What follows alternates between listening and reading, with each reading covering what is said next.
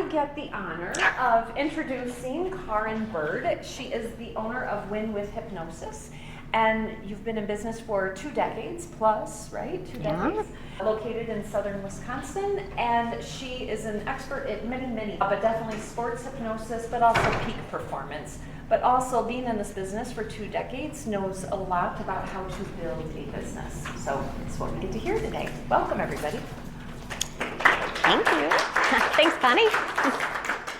All right, so we're going to talk about having a successful, thriving business and the simple steps to doing that, because we all know that it's great when we know how to do hypnosis, and it's also important that we know how to do business, right? So when I come to these conferences, I'm always thinking, what is going to give the most value to whoever is sitting here in this course? And so I wanted to tell you a little bit about my journey in business, and maybe that will help you with your journey. And then a few other steps. We're going to talk about 5 steps on how to have a thriving business and how to make money in your business. All right, so a little bit about me. I'm Karin Bird, and I have been doing hypnosis for 20 years. It was not always full-time. I started out part-time. I started out with hypnobirthing. We went to birth our 3rd child. I have a degree in psychology, went to school for my MSW, and I heard about hypnobirthing on the radio. And it had nothing to do with having a degree in psychology, because I didn't even know what hypnosis was. I think there's like a paragraph when we're learning about, when we have psychology, about hypnosis. And so I thought to myself, what the heck, I'm going to try it. Otherwise, I was having a C-section, and it was amazing. My OB said to me, if you want to teach it, I will endorse you in my practice if you want to become a practitioner. So I decided to become a practitioner and did that for about a year. On weekends, evenings, I was an at-home mom, had 3 foster girls, and it was kind of just some extra money, which I know a lot of us get into this business for just some extra money. And then as the boys grew up and were amazing wrestlers, my husband was a wrestling coach.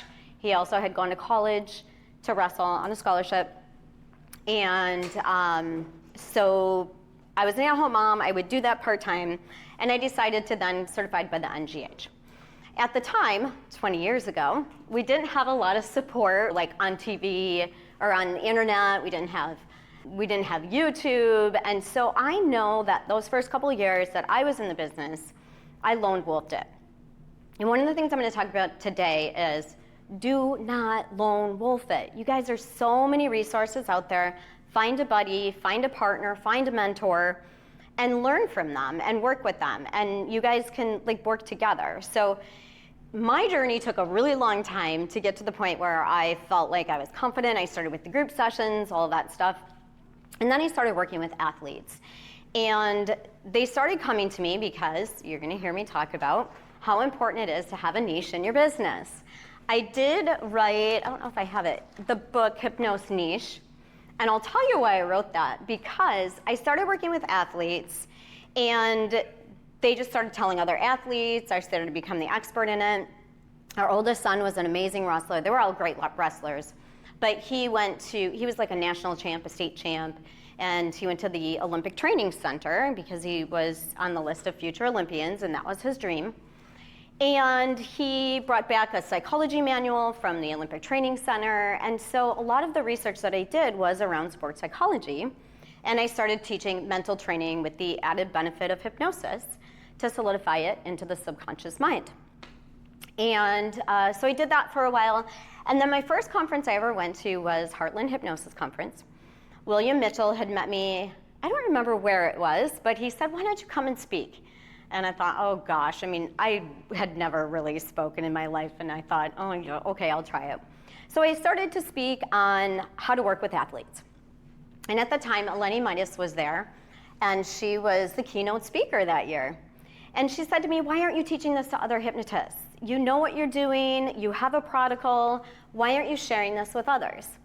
And that's all I needed, that little like ping, right? To, oh, okay, so I wrote a manual. Let's see what it was. It was a mindset training guide called Attitude of a Champion, and it was everything I did when I worked with athletes on the 3 sessions at the time. Now I do 4 sessions. On scripts and everything that I had used because I had worked with athletes by this time for almost 6 years. And so I started training that. And then I have this wonderful protocol. And I thought, now what? What do I do with this? I don't know how to market. I'm not a business person. In fact, I had imposter syndrome. And I would go out and, I would go to the wrestling meets, or I would do things in town, and I would go to business events with my husband. And I was Kevin's wife. And I was like, I don't know how to do business. And so I didn't believe in myself. I played a small game. And I was afraid to tell anybody what I did. Because when I said I'm a hypnotist or a hypnotherapist or whatever it was at the time, they would not know what to ask me. And they'd think, oh, can you make me cluck like a chicken, right? And so when I finally embraced that I did know what I was doing and I could have a business, and I decided to step into being an entrepreneur, I then was able to say, I work with athletes to help them get the confidence to reach their peak performance. You know how some athletes are really great athletes and then they don't believe in themselves or they get performance anxiety? Well, in the end, I help them get the mental toughness and use hypnosis to do that. That made all the difference in the world. And so I was really embracing it. And then I was like, okay, now what do I do? So I hired a book coach thinking that he could help me write a lead magnet. We all know what lead magnets are, right? Lead magnets are things that you get out there to attract people to your business. And I thought it would be on the Attitude of a Champion, How to Work with Athletes. And he talked me into writing this book on niching and how important it was to niche. It was a 90-day write your book, $6,000 I paid this guy. And I remember sitting on the pontoon boat with a few friends of mine and saying, there's no turning back now. I just spent $6,000 to write this book that I'm not even gonna sell. I'm gonna give away for free. And now there's my big why. I'm gonna do this, right? And at the time then, our son, who was the oldest son, he went to college on a full scholarship. He had books and room and board. The first kid in 100 years in the college that was given this full scholarship. And so I thought, all right, this is his legacy. I want everybody to have that same mental toughness that he has. He believed in himself like no one's business. I remember asking him, what is it, like, how do you walk on the mat and just believe in yourself enough that you know you're going to win? In fact, I would say 50% of the time when he was wrestling at local meets, the opponent would forfeit because they were afraid of wrestling him because he was strong and aggressive and they always knew that he won, and so they wouldn't even wrestle him. And he told me it's really about turning off your mind, because our mind thinks so much that when we are thinking too much, we can't wrestle. So the second I walk on the mat, I turn into an apex. I said, what the heck is an apex? He's like, I don't know, some creature that I turn into. I turn into an apex and I leave my human brain behind and I wrestle. So I learned things like that from him, which to me was super helpful. And part of what I teach now is the strength and stuff that he gives to me, that he taught me. But actually, I was thinking about this. When I work with clients, I was thinking about this on the way here, you guys. When I work with clients, I talk about the inner mean guy and the inner mean girl a lot. And that's that conscious mind that is constantly chattering at us, that says things to us that people that loved us wouldn't say. You're not good enough. What's wrong with you? Your hair looks crappy today, whatever, right? And if we could just take that inner mean guy or inner mean girl and put it on the chair next to us and say, just shut up for a while, we could actually accomplish a lot more in our lives, right? And we could go a lot further. But on the way here, I was thinking to myself, okay, I'm in a coaching course right now, and we have to write these big audacious goals. And one of my big audacious goals is to be more fun and have more fun and bring in more joy in my life. Because I tend to be very serious. And you can't live life being serious all the time, right? So I'm like, okay, how do I make things fun this weekend? Like, how does it get to be fun? I get to be lighter and more fun and not as serious. So I thought to myself, oh, okay, sing, because I've done my son died a few years ago, and some spiritual stuff I've been doing since then. And one of them is, like, the angels are always telling you to sing, right? It raises your vibration, it makes you happier. So everything that came into my mind, I started singing on the way here. I had an hour-and-a-half ride. So I was singing things like, and I want you guys all to think about trying this, like seriously. And I'm gonna have you try it in just a minute. I was driving down the road, I'm thinking, that car is driving me crazy. What is going on here? But literally, like everything that was coming into my head, I was singing. And about 5 minutes into it, I was like, I'm crazy. Like, there is always something going on in there, and it is weird, right? Like, we're randomly popping around all the time. And when we explain that to our clients, whether they're athletes or any other clients, when we start paying attention to what's going on in our mind, we really start to acknowledge what we're thinking, what we're saying, and if it's helping us or hurting us. Like, just start doing that, and it's kind of funny when you think about all the crazy stuff that goes in our mind. And with hypnosis, right, it's just that quieting of the mind so that we can work with our goals and what we really want to do. All right, so back to my story. Son got into some trouble. They wanted to make an example of him. He also had a bow in his room, not the arrows, but he was restringing it. That was against college rules.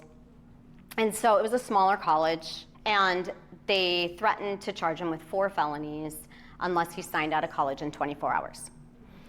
And he was Olympic hopeful. And so he did this without telling us, sold everything, hopped on a plane, and sent us an email the second that he was getting onto the plane saying, I'm flying down to Florida, I sold everything, I'm not in college anymore, I got in some trouble, and explained the situation to us. And I thought to myself, oh, this is a joke. Like, have you guys ever heard that joke? The kid says to the parent, oh, I'm moving down to Florida, I have a boyfriend, I'm pregnant, and I'm going to get married. And then a few minutes later, she says, oh, just kidding, I got a D in my chemistry exam. Not so bad, is it? So I thought, oh, that's got to be one of those letters, right? Well, it wasn't one of those letters. We couldn't get a hold of the coach. He said he took a SIM card out of his phone because he didn't want anybody calling him, and he would get in contact with us in a few days. And so at the time, it was like really, that was probably one of the worst things that ever happened in my life, because I'm thinking, how do I get him back in college? What are we going to do with this kid? His whole world has been crushed in like 24 hours.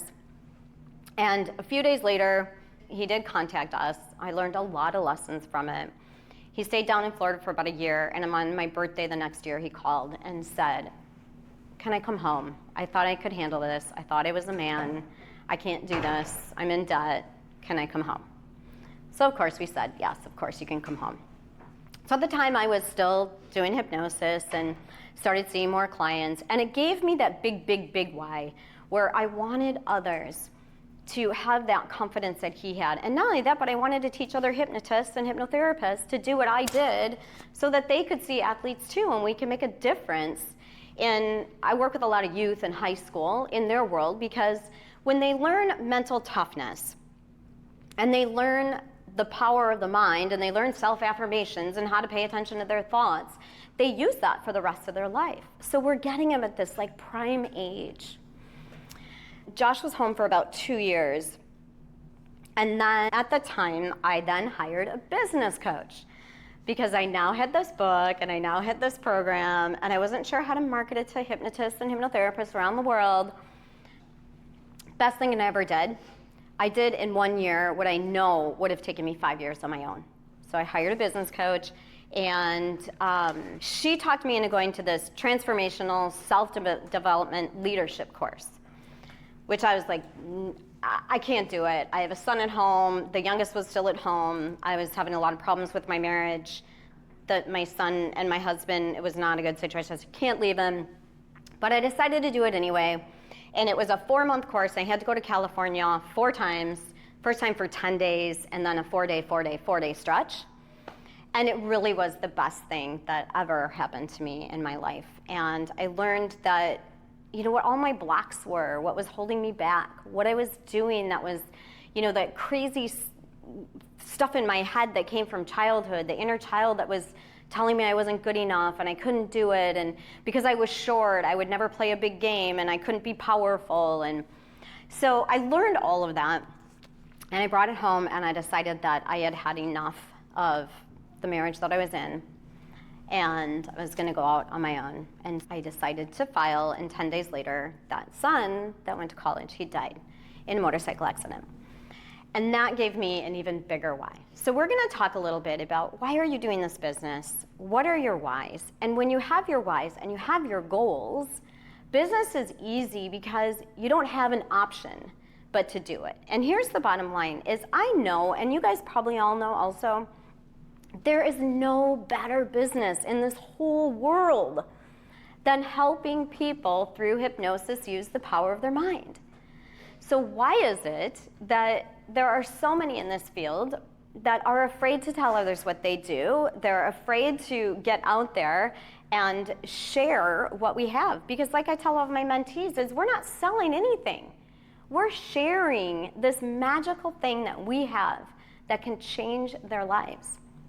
I mean, I don't know about the rest of you, but I have people come to me all the time that say, I've been seeing a psychologist for years and years, and I'm ready to try this. And we can get change in a few sessions, right? So when you embrace that, then you can start building the business and have the why. So I'm gonna have you guys write a few things down. If you can pull out a paper and a pen, or if you have a laptop, go ahead and do it on there. But I have a few questions for you that I want you to start thinking about. First question, how badly do you want to be successful in this business and make money? Just write it down. How badly? Really bad, kind of bad, not really, I'm just here because it's an extra thing for me to do. It's a hobby.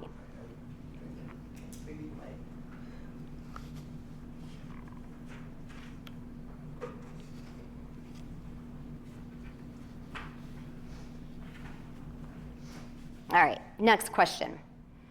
Why do you need or want to make more money or be successful?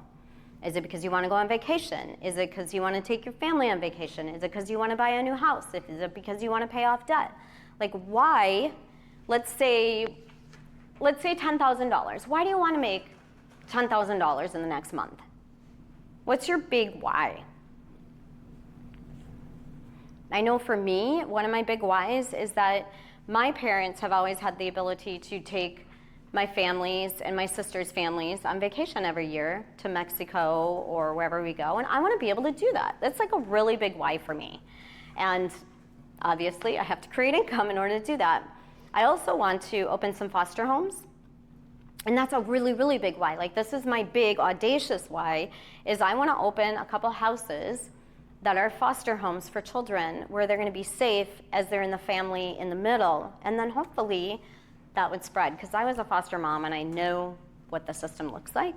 So what is your big why? The more I give, the more it seems to come to me. Absolutely. Yeah, and that's just one of those universal laws, right? And when we're in scarcity, I know that one of the things that I had to move through when I went through my transformational course is that I realized that I lived in scarcity a lot. It was never enough, right? I was never enough. There's never enough money. There's never enough time. I was always worried about everything I had to do and not enough time to do it. I worked through that every single day. There is enough. There are enough clients. There is enough money. There is enough time. There really is. All right, what are your goals and dreams? So the big question that I have for you that you can write down is, what would you do if you had $8,000 or $10,000 more a month? What would you do with it? Would you pay off debt? Would you give it away? Would you give to charity? Would you buy something? Would you go on vacation or take someone else with you? Would you fix your house? What would you do with an extra $8,000 to $10,000?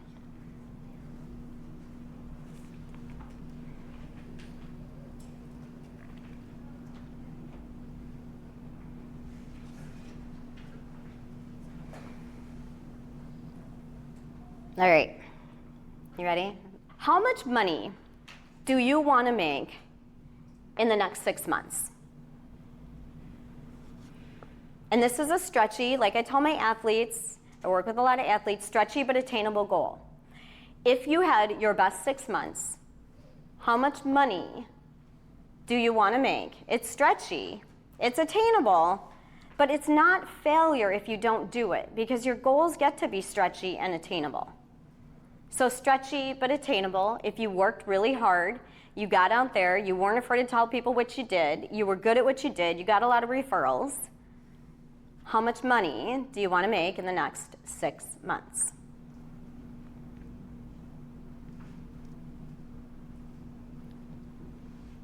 Okay, now we're gonna play a game called popcorn. No judgment, no right, no wrong. Some people are in this part-time, some people are in it full-time, some people are new, some people have been here for a while. We're gonna go around the room and just pop your answer in. Again, there's no right, no wrong. So just give us a number. Go ahead, Connie. 6 months. What you're gonna wanna make in the next 6 months. Okay, Larry? I was just saying unlimited. Oh, limited. There you go. Plus. Right? Unlimited plus and better. Infinity. And it's fine if you say 5 or 10 too. Like 40. 75. 150. 20. okay. So here's the thing, you guys. You just proclaimed it, right? And I'm going to encourage you to do everything you can to reach that number. And that means you step out of fear. You stop playing small. You get your butts out there, right? And you work. You work at it. So that's your big audacious goal. And I guarantee you, when you set it and you really believe you can reach it, you will 9 times out of 10 reach it. So I'm glad you guys did that, because a lot of times we don't set goals, right? That's the first one. A lot of us, we know how important it is to set goals, but we don't even set goals for ourselves. So if you don't set a goal, you're not going to reach a goal. All right, next question for you guys is, on a scale from 1 to 10, how confident are you that you can make that happen? Now, it could be an 8 or a 5 or a 6. There's no wrong here. I'm not going to ask you guys your answers, but how confident are you that you can make that happen? With many of my clients, I ask them, how confident are you that you can win that tournament? How confident are you that you can be the state champion or whatever it is?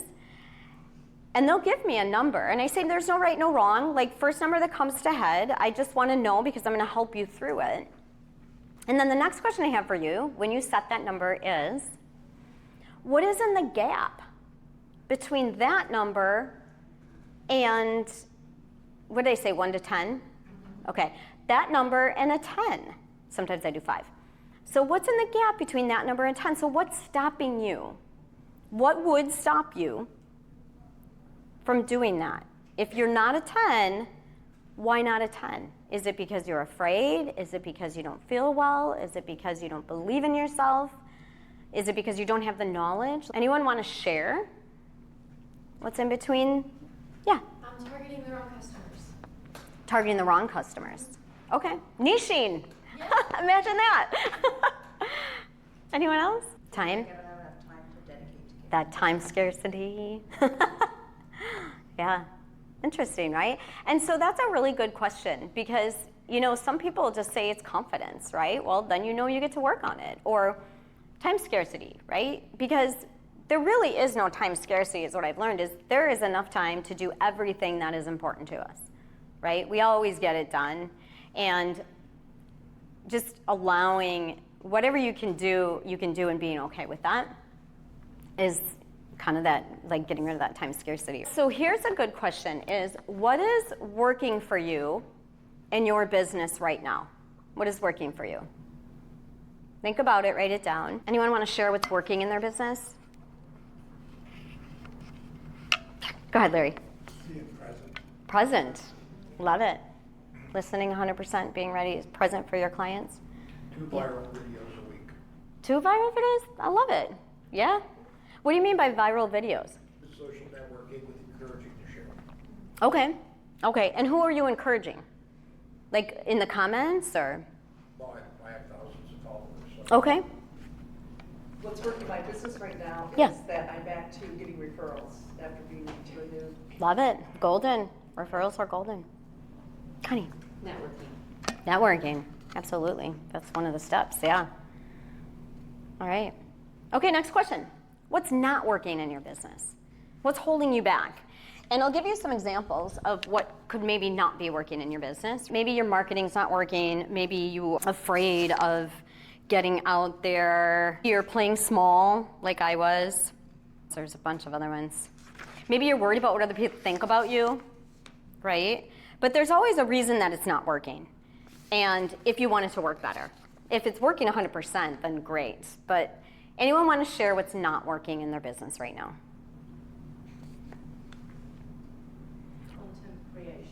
Content creation. I'm very reluctant. Reluctant, the resistance, right? Yeah, so there's resistance, yeah.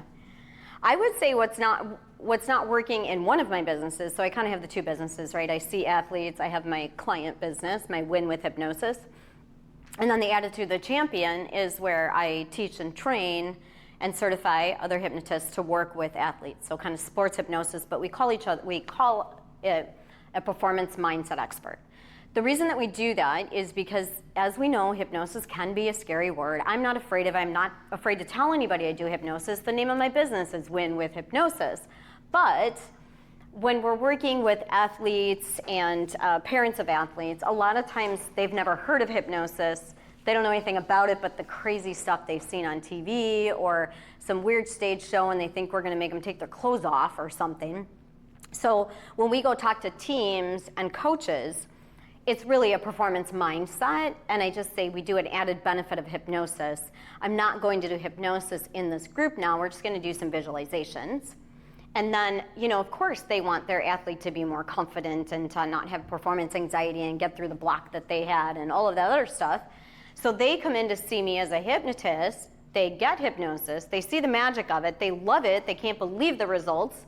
And then they tell everybody else to come see me, because they didn't really come because they wanted to be hypnotized. They came because they wanted success, right? So that's one of the things that, what do? We give you success in reaching your goals and whatever it is. And I always say, the new version of you. So you come into my office as this version, and when you leave, who is it that you want to be? What is the version of you that you want to be when we're done working together? And it's amazing. I want to be the confident athlete, or I want to be a non-smoker, or I want to believe in myself, or whatever they come in for. So if we were having this conversation 6 months from now, and you were looking back at today, remembering being here at this conference, what would have to happen in your business or your life to reach that goal, that vision that you saw in your business? So when you set a certain goal, you knew that you would have to do certain things to reach that goal. So bring yourself 6 months from today, and then think back to today, and what would have to happen in your business? What would you have to do that you're not doing to make that happen? I can tell you what I guess I was going to tell you guys what wasn't working for my business is I just recently decided to hire a marketer and do Facebook ads.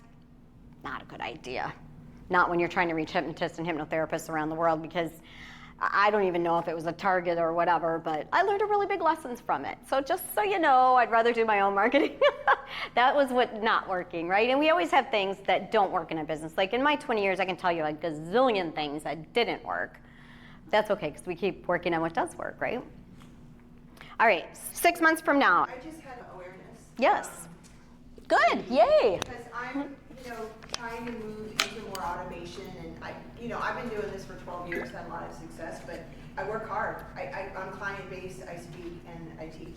So my resistance to automating and having more automated programs and online programs, which is what I'm learning right now to do, is my resistance to leaving my clients behind and not teaching. I'm really emotional about this because I had no awareness. I love being in the chair. I love getting the front row seat to my clients and see that change and see that shift and then have the aha moments.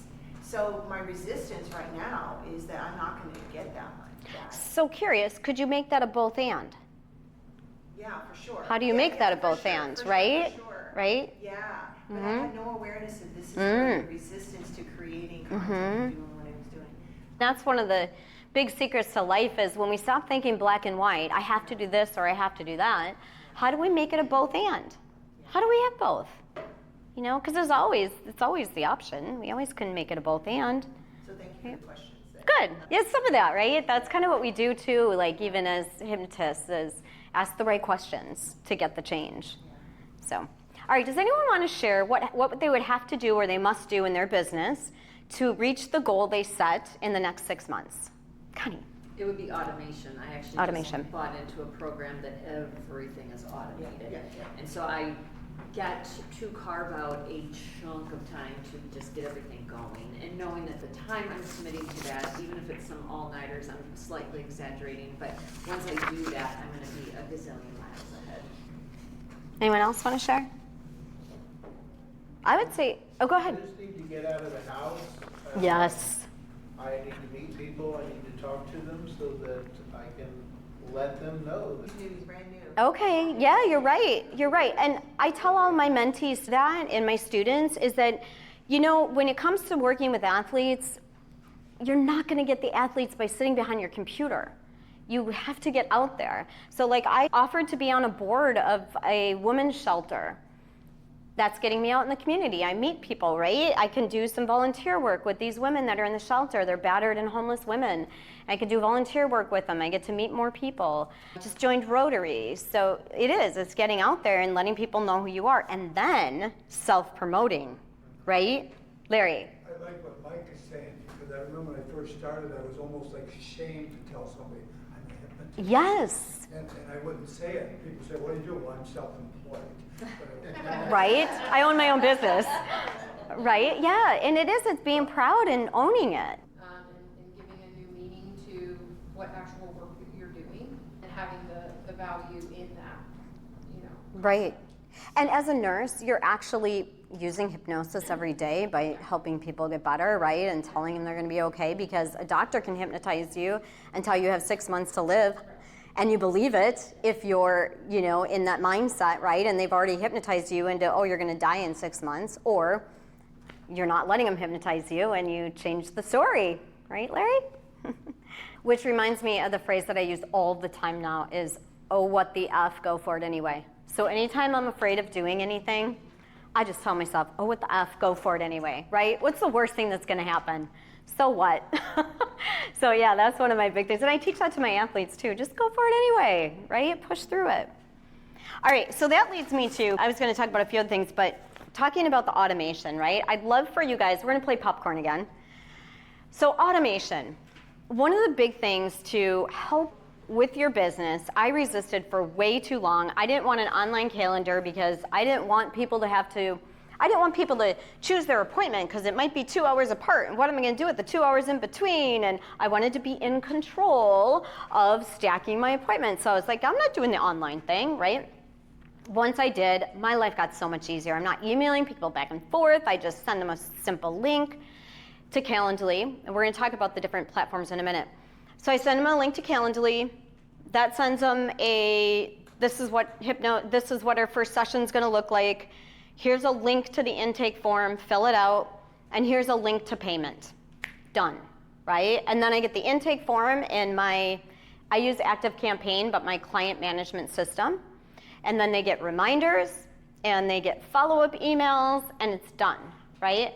So I would love for you guys to share, because everybody always asks this question, and this is one of the things to have a successful business is to kind of have this figured out. I had to do it with my VA years ago.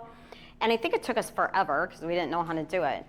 What do you use for your scheduling? And if it's just email or whatever, that's fine too, or you're just getting started, it doesn't matter. There's no right, no wrong. What do you use for your scheduling and what do you use for your client management? I think it's just nice to share this. So Connie, what do you use? I just purchased HypnoBiz in a box and I'm loving it because it has everything in it. MailChimp. I use Simple Practice for scheduling stuff. Okay.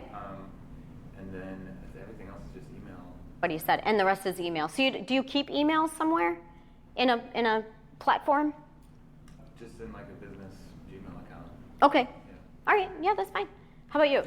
We use Square for our calendaring and our credit card processing. And Yep. For our newsletter, which goes out, we use Tiers. Okay, so I'm going to repeat that. So he uses Square calendar scheduling. I didn't know that was an option. And getting for payments. And then Constant Contact for the emails and the client management system. And YouTube, yes, I store all my videos on YouTube now also, super easy. And then you just give someone a link to get it. Even like the pre-talk, I send in Calendly for a pre-talk video, and that's in YouTube.